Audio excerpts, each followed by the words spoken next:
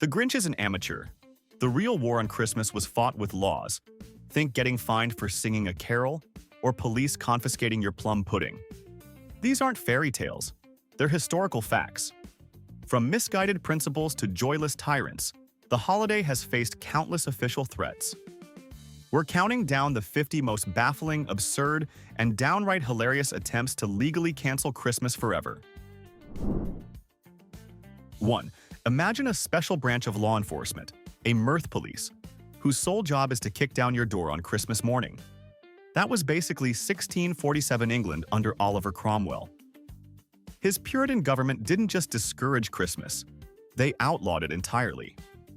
Parliament declared it a day of fasting, not feasting.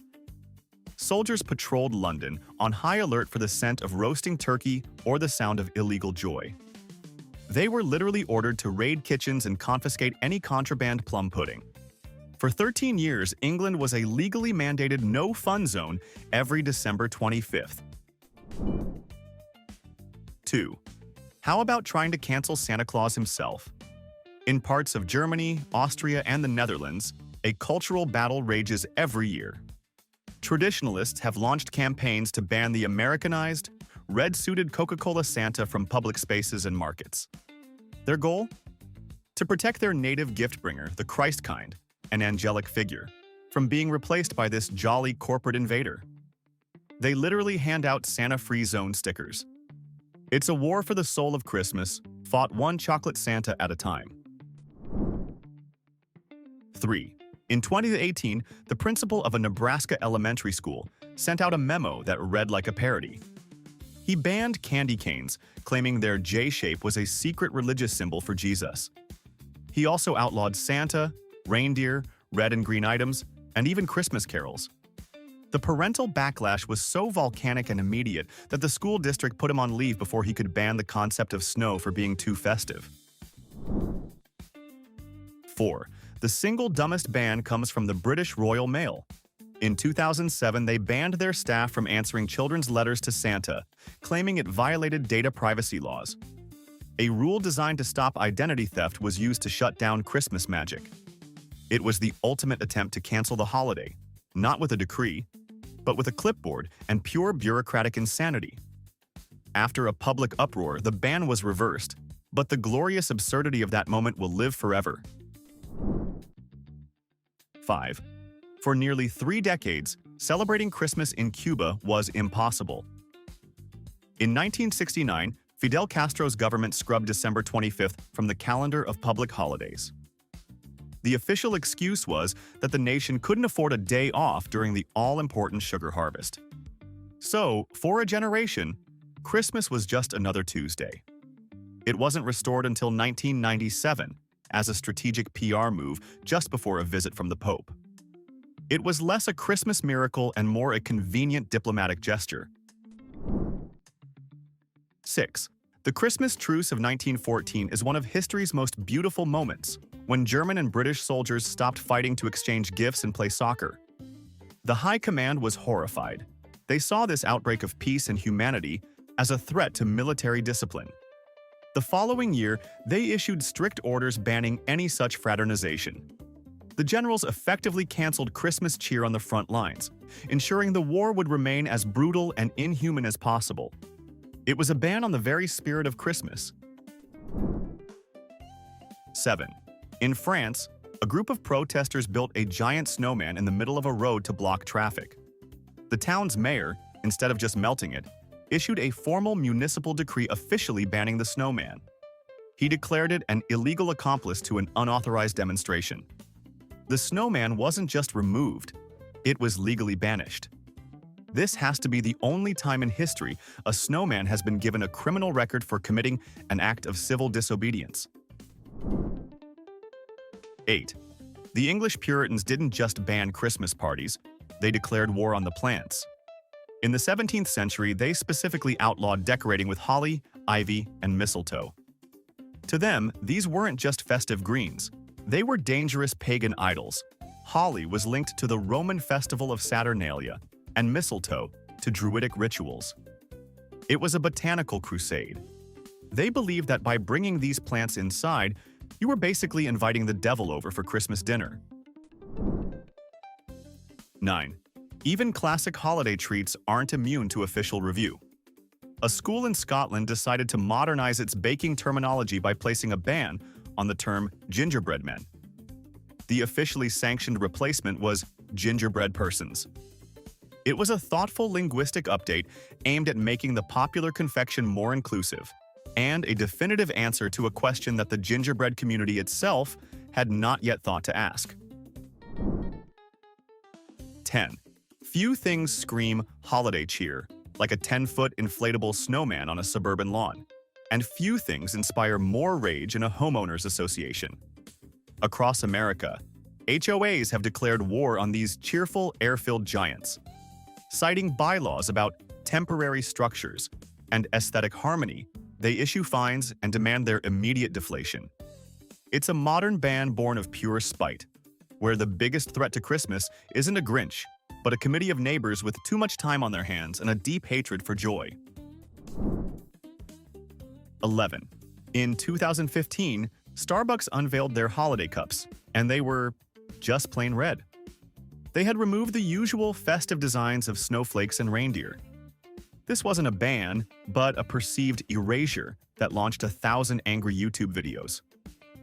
People accused the coffee giant of waging a war on Christmas by creating a cup that was insufficiently festive. The irony? The massive controversy forced everyone to talk about Christmas for weeks, probably giving the holiday more free press than any Merry Christmas cup ever could. 12. In the United Kingdom, health and safety regulations are often blamed for the most ridiculous bans. A classic example is the office ban on employees putting up their own desk decorations. Citing risks of fire from fairy lights or injuries from people standing on chairs to hang tinsel, some companies mandate that only a designated trained professional can do the decorating. It's a ban on personal joy enforced by a clipboard and a fear of lawsuits. 13. Here's a ban that's both ancient and modern. For centuries, mistletoe has been known to be mildly poisonous if you eat it. But today, the biggest reason it's banned in offices has nothing to do with toxicology and everything to do with human resources. In the name of preventing unwanted advances and potential lawsuits, corporate HR departments across the country have outlawed the hanging of mistletoe. It's a tradition canceled by the threat of awkward holiday party encounters and paperwork. 14. In the Sultanate of Brunei, celebrating Christmas can land you in prison for 5 years. Since 2014, the government has enforced a strict ban on public Christmas celebrations to protect the nation's Islamic faith. The law forbids anyone from wearing Santa hats or elf costumes, putting up Christmas trees, or even singing carols. Christians are allowed to celebrate, but only in private, and they must first inform the authorities. It's one of the most severe and strictly enforced Christmas bans in the world today. 15. Here's a ban born from the best intentions and the worst possible outcome. Several schools have banned homemade items from their student gift exchanges. The logic? To ensure fairness and prevent any child from feeling inadequate if their handcrafted gift couldn't compete with a store-bought one. It's a complete ban on creativity and personal effort, all in the name of weaponized equity, turning a heartfelt tradition into an exercise in mandated, uniform consumerism. 16. Christmas crackers are a non-negotiable part of a British Christmas dinner. They're cardboard tubes that go pop and release a bad joke, a paper crown, and a tiny, useless prize. But try to bring them on a plane in the United States, and you'll be treated like a terrorist. The TSA has a complete ban on them in both checked and carry-on luggage because they contain a minuscule amount of gunpowder, classifying them as explosives. The war on Christmas is real, and it's being waged by airport security against paper hats. 17. Think tinsel is just harmless, sparkly plastic? Not originally. During World War II, the US government effectively banned its production. This wasn't a war on tackiness, it was a war for resources. Classic tinsel was made of lead foil, the same critical material needed for soldering military electronics and other vital equipment. Every shimmering strand on your tree was a strand that couldn't be used to help win the war. Christmas sparkle was officially declared a non-essential industry. 18. Imagine a Christmas with no presents. That was the dream of some early Protestant reformers in Geneva. Led by John Calvin, they viewed the exchange of gifts as a frivolous and materialistic distraction from the solemn religious observation of Christ's birth. They didn't just discourage it, they banned the practice among their followers. It was an attempt to strip Christmas of its commercialism and force people to focus on faith, which sounds noble until you realize they tried to cancel the best part. 19. In recent years, China's government has become increasingly suspicious of Christmas. Viewing it as a tool of unwanted Western cultural influence, they've enacted bans across the country. In some cities, it's illegal to sell Christmas decorations or hold public celebrations. Schools have been ordered to tear down any festive displays, and students are sometimes forced to watch state propaganda films on Christmas Day to reinforce traditional Chinese values. Is this a legitimate defense of national culture, or just a paranoid government being afraid of tinsel? 20. In an English town, the local council banned a Santa Claus from his grotto for being too thin. After parents complained that the man hired for the job didn't have a sufficiently jolly belly, the council fired him, citing that he failed to meet the physical requirements of the role. They literally body-shamed Santa out of a job. It wasn't a ban on Christmas, but a ban on any Santa who didn't conform to a very specific and probably unhealthy body type. 21. You know that creepy little elf that sits on your shelf watching your every move and reporting back to Santa? Well, some people think he's less of a cute tradition and more of a tiny, felt-clad secret policeman. An increasing number of child psychologists in schools have called for a ban on the elf on the shelf. Their argument? The little snitch teaches kids that constant surveillance is normal and that good behavior should be motivated by the fear of being watched. It's a ban on turning your home into a miniature surveillance state for a month. 22. In the war against Christmas joy, the Homeowners Association is the undisputed Special Forces unit. Their weapon of choice? Banning your Christmas lights if they're put up too early or taken down too late. Many HOAs have ironclad rules stating that decorations cannot appear before Thanksgiving and must vanish by early January. Miss the deadline by a day? You can face fines and angry letters. It's a legally binding ban on being either too eager or too lazy with your holiday spirit. Your joy has an expiration date. 23. Here's a ban that happens every year, disguised as official government procedure. Aviation authorities like the FAA in the US and Transport Canada issue official press releases clearing Santa Claus for flight on Christmas Eve. But think about what that implies. It means that without this specific, high-level clearance, Santa would be banned from entering their airspace. His sleigh would be an unregistered vehicle, Rudolph's nose a non-compliant landing light, and the whole operation would be grounded. It's a playful ban, but a ban nonetheless on an unregulated, unlicensed magical sleigh pilot. 24. Let's talk about Krampus, the terrifying Christmas demon who beats naughty children with sticks. You'd think everyone would want to ban him, but the biggest push came from an unlikely source.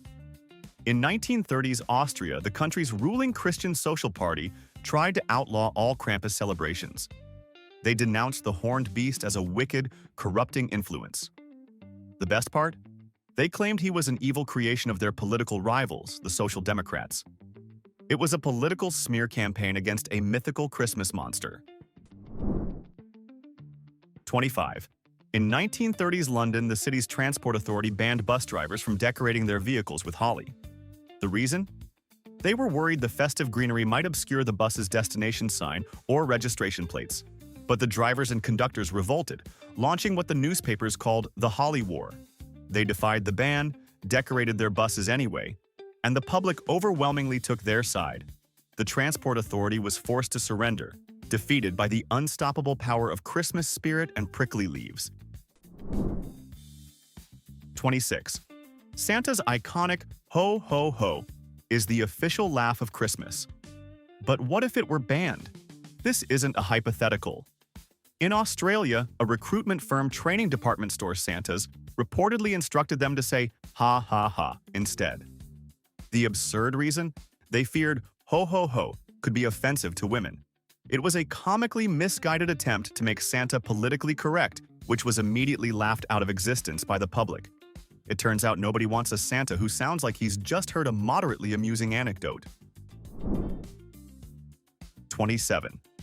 Rudolph the Red-Nosed Reindeer is a beloved icon, but he was almost canceled before he was even created.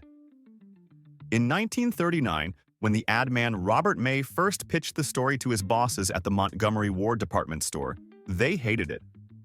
Executives were worried that a red nose was a common symbol for alcoholism and drunkenness, and that promoting a boozy-nosed reindeer was a terrible look for a family-friendly company.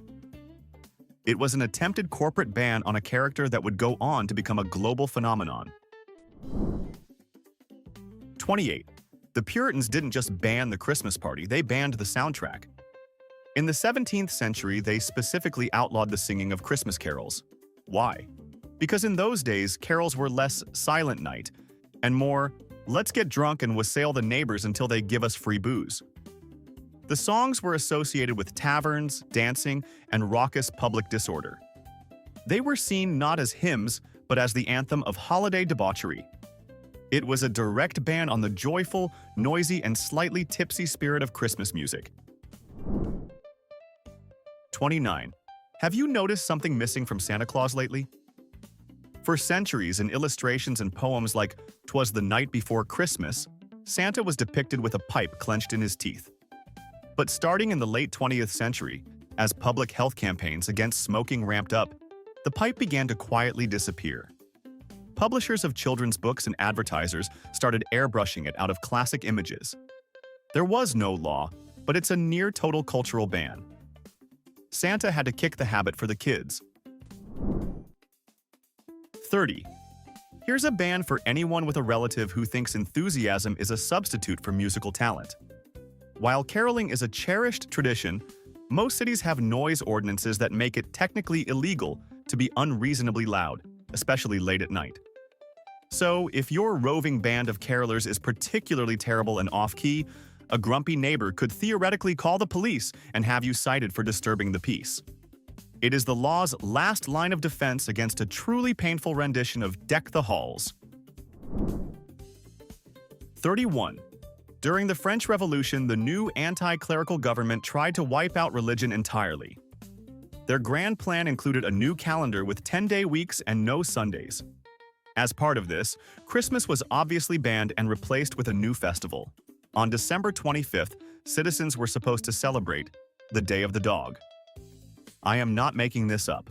The French government banned the birth of Christ and ordered its people to celebrate man's best friend instead. 32.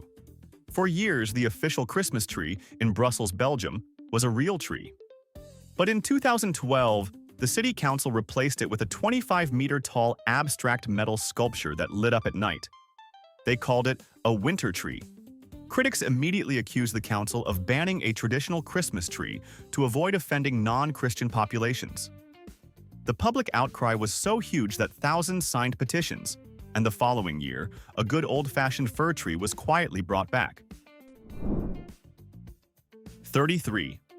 Can you ban a Christmas tree for being ugly? In 2016, the city of Boston basically did.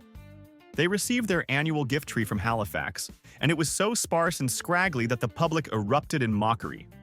Social media viciously banned it from being considered acceptable. There was no law, just a citywide rejection fueled by memes. It was a hilarious ban by popular vote, a brutal verdict against one very unfortunate fir tree that forced officials to promise they'd find a better-looking one next year. 34. In Tajikistan, a predominantly Muslim country, the government has taken a hard line on Christmas. In 2015, they officially banned Christmas trees and gift-giving in schools. But they also banned Father Frost, the traditional equivalent of Santa Claus, from appearing on television. The government claimed these were foreign traditions that had no place in Tajik culture. So, in Tajikistan, Santa isn't just not coming to town. He's legally barred from even appearing on a screen. 35. The ultimate modern Christmas ban, the war on Mariah Carey. A Texas bar famously forbade playing All I Want for Christmas Is You before December 1st.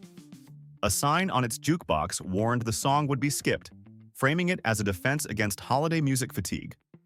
It's not a ban on Christmas itself, but on its most inescapable and powerful weapon, creating a desperately needed safe space for retail workers everywhere who are forced to listen to it 400 times a day.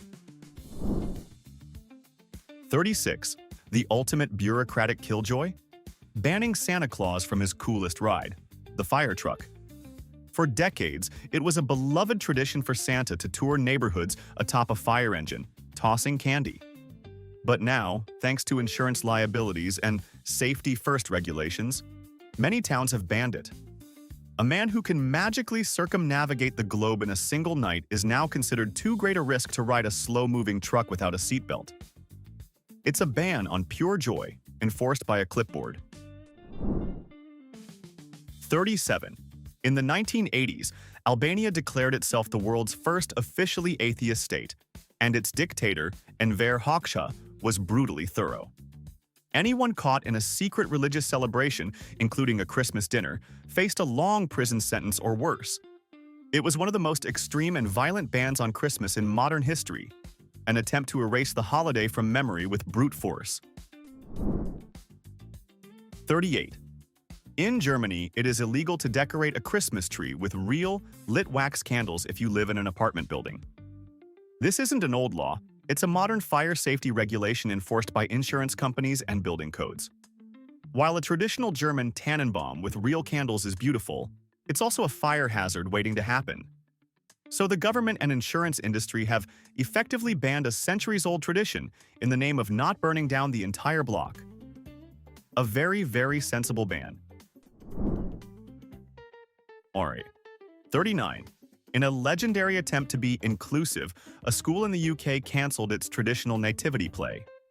Instead of Mary and Joseph, the students performed a play about aliens, time-traveling disco dancers, and a skateboarding Elvis Presley searching for the meaning of Christmas. The goal was to remove anything religious, but they overshot the mark so completely they ended up in a different galaxy of weird. The ban on the classic story resulted in something far more bizarre and, frankly, unforgettable. 40. Every year in America, a legal war is fought over banning nativity scenes from public property. It's a sacred tradition. A town puts up a display with baby Jesus.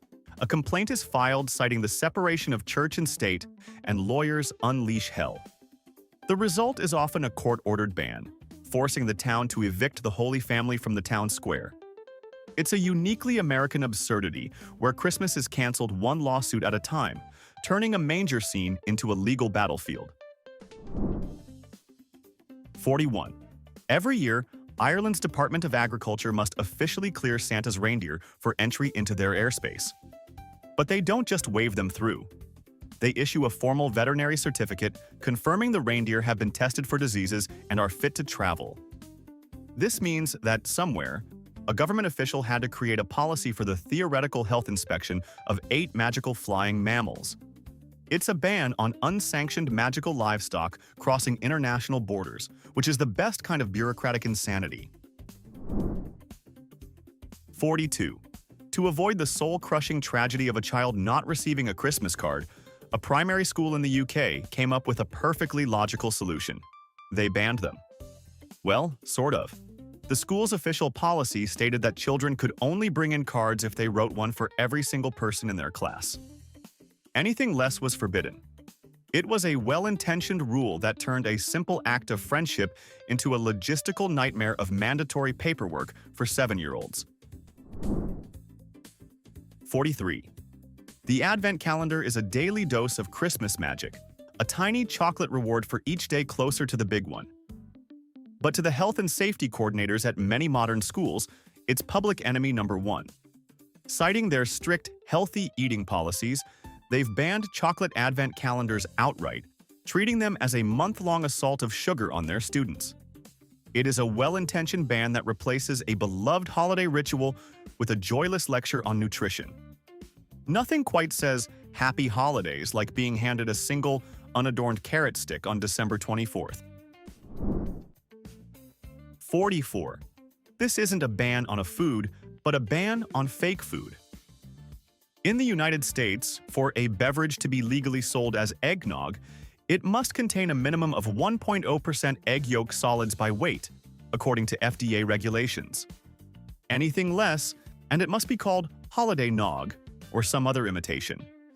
It's a federal law that bans you from sullying the good name of eggnog with insufficient egginess.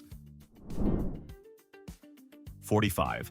A Swiss town found itself in a legal battle over a proposed ban on its church's Christmas bells. A group of new residents filed a complaint, arguing the hourly chimes, especially the celebratory ringing on Christmas Eve, were a form of noise pollution that violated their peace. The case went all the way to the country's federal court. In the end, the court sided with the church, but for a while the very sound of Christmas was at risk of being legally silenced. 46. The Yule log cake is a delicious holiday tradition, but to the 17th century Puritans, it was basically a devil-worshipping dessert. The original tradition involved burning an actual log to celebrate the winter solstice, a practice they saw as disgustingly pagan. So when people started baking edible versions, the authorities were not amused. They banned the cakes, viewing them as edible idols that paid tribute to heathen gods. Imagine being condemned for eating a chocolate cake because it was spiritually impure. 47. Here's a ban from the inside. For much of the 20th century, the Dutch royal family maintained a strict, unspoken ban on celebrating Christmas in a lavish or public way. As the heads of a nation that valued sober modesty, they felt a grand public Christmas was inappropriate. They exchanged simple gifts in private, but for decades, the House of Orange deliberately canceled any royal Christmas spectacle to maintain their down-to-earth image. 48. The ugly Christmas sweater is a beloved, ironic tradition. But try wearing one to a high-end restaurant or an upscale corporate party. You'll quickly run into a dress code that effectively bans them. These establishments enforce rules against novelty clothing to maintain their sophisticated atmosphere, making them a safe haven for people with good taste and a no-go zone for your favorite light-up reindeer knitwear. It's a ban on festive irony. 49. To fight climate change, some schools have banned the sending of physical Christmas cards. Their reasoning is that all the paper and transportation contribute to deforestation and carbon emissions. Instead, they encourage students to send e-cards or simply wish each other a happy holiday in person. While the environmental intention is noble, the result is a ban on a cherished tradition that taught kids about writing letters and connecting with friends. Okay, we've covered 49 points, and only one remains. But before we get to number 50, it's time for the final verdict. In our opinion, the award for the most incredible rule on today's list goes to the French Revolution's Day of the Dog. Simply because replacing the birth of Christ with a national holiday for canines is a level of revolutionary absurdity that's hard to top. Do you agree with our verdict? Or did another point deserve this questionable honor? Let us know in the comments. And now, our final number. 50. In 1929, the Soviet Union decided Christmas had to go. As part of their state-enforced atheism, the holiday was officially abolished. It became a regular working day, and Christmas trees, or yolka, were forbidden as symbols of bourgeois religion. But people really missed their trees. So in a masterful pivot, Stalin brought them back in 1935 with a catch. They were now secular New Year's trees. The angel on top was replaced with the communist red star.